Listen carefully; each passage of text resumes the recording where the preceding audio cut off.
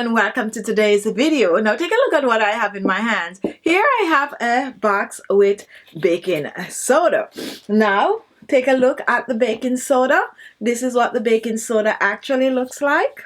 So what am I going to be doing with this baking soda today? Today I'm going to use it to make a facial mask. Yes, a facial mask. However, this facial mask can also be double as a facial scrub. Now I love using baking soda on my skin. Now true story, one of my video that actually kickstart my YouTube channel was a video I made using baking soda and the good old coconut oil. Now this is actually one of my grandma recipe that I shared with you guys, and now I have updated version for you guys using some amazing ingredient in this facial mask loaded with vitamins and minerals that are known to tighten and firm the skin. You want that instant lift to the skin, you want that glowing skin, you want to look years younger, and you just want to have that radiant look to you, soft supple skin.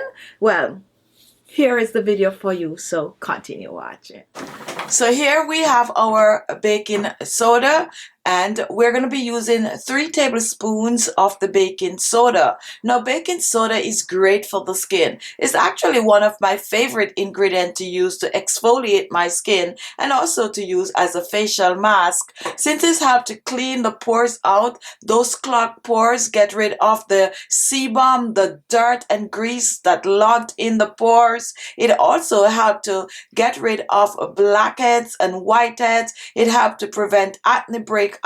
Since it contains acidic properties, it forms this barrier that protects the skin from germs. Baking soda also helps to lighten and brighten the skin by clearing the skin of the dead skin cells that forms and just leave the skin just totally clean, clear and supple. So once you pour your baking soda in, you're going to try to get rid of any lumps that might be in the baking soda, since the baking soda tend to be a little bit lumpy. Now here we have our next ingredient, and take a look at this. This is grounded coffee beans.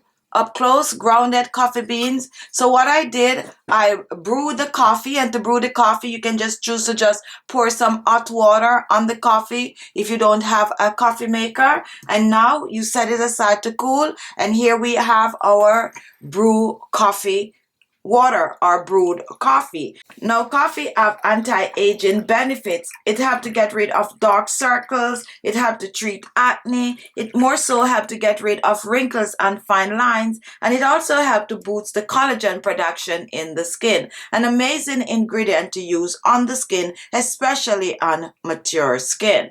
And now let's move on to our next ingredient, which is honey. Honey has natural antibacterial properties, therefore it is great for acne prone skin. However, I like using honey because honey is full of antioxidant that is great for slowing down the aging process. It helps to remove wrinkles and fine lines from the skin, but it also helps to hydrate the skin, penetrating deep into the skin, boosting the collagen production, and just having your skin just looking hydrated and glowing. A perfect ingredient to use for mature skin also. Now next I'm going to introduce the final ingredient, which is coconut oil. And coconut oil has many benefits for the skin. It helps to clear dark spots, it helps to hydrate the skin, it also helps to smooth wrinkles and fine lines, it helps to boost collagen production.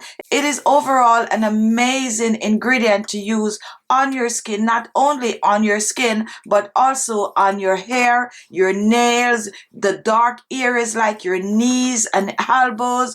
Just an amazing ingredient for your skin. So now let's recap the ingredient. We have baking soda, we have coffee, we also have some honey, and we have some coconut oil. So now we are going to put this together. So the first thing we're going to mix together, we are going to mix both the baking soda and the coffee. Now this is about 3 tablespoons of the baking soda. It's actually a lot. This you can use about 3 to 4 times. So if you want to make just for one use 1 tablespoon of the baking soda. All right, now I'm going to start out by using 1 tablespoon of the coffee. Pour this in, and we're just going to mix this in a paste like I'm showing here, just mixed well. And as you can clearly see what happened here, the baking soda just absorbed the coffee, and we need this to be a little bit more watery. So we're going to go back and we're going to use about a half a tablespoon more of the coffee. And now this is looking just the way we want it. Really liquidy. Perfect. So just mix well. Next, we're moving on to the honey. And we're going to use about a teaspoon of honey in this recipe and just squeeze it directly in. And then we're going to blend the honey out. This is going to take a little while, so take your time to make sure that the honey is totally blended. Yes, the honey is clearly blended in this. We're going to move on to the coconut oil. And we're using 1 teaspoon of coconut oil in this recipe. If you do not have coconut oil, you can use some olive oil or even some almond oil. And just keep blending. Now, if you make yours and you find it to be a little too watery, you can go ahead and add a little bit more baking soda to it, okay? And that's the reason why you start very slow with the coffee, just a little bit at a time. All right, so this is exactly how you want it to look. Just creamy, not too watery, not too thick. You can choose to put this in your refrigerator. This can keep up to 2 weeks or more in the refrigerator. You really don't need to refrigerate it, but since we use the coffee which contain water, I suggest that you refrigerate it. All right, let me just pour mine in a jar. And you want an open mouth jar for this if you're going to store it in a jar, since when you put this in the refrigerator, it's going to get a little thicker. Okay. All right, so now let's go on the other side and show you how to use this on your skin for best results. So here we have our baking soda face mask, and I suggest that you give it a stir each time you're going to use it. You want to start with a clean skin, so you're going to wash your face the way you normally wash it with your favorite cleanser. Once that is done, you're going to pat dry the skin. And now you are ready to apply your facial mask. You're going to take about a teaspoon, and this amount is good for 1 use. Be generous with it. Take a look at this. This is it right here. And now I'm just going to rub it in my hands like this. And then I'm going to apply it to my face in circular motion. Okay, just to begin.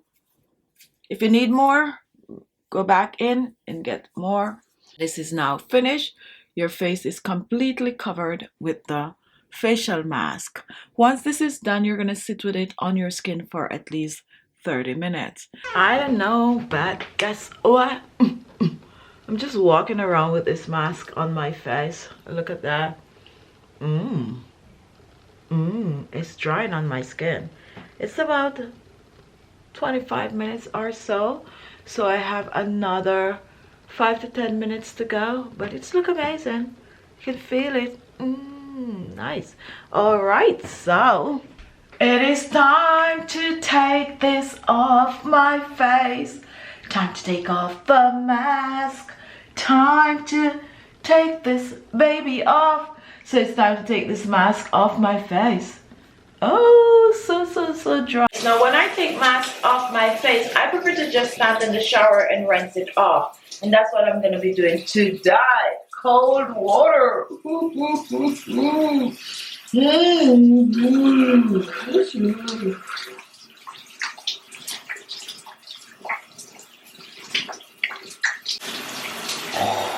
So there you have it. What are you waiting for, guys? This is an amazing remedy that you need to try. You can also choose to play around with the ingredient. You can add other things that you're comfortable adding, or you can take away some of the things I had to this mask. Just give it a try, use it for a couple of weeks, and come back and share your experience. Thank you all for watching, and I'll see you all in my next video. Bye-bye.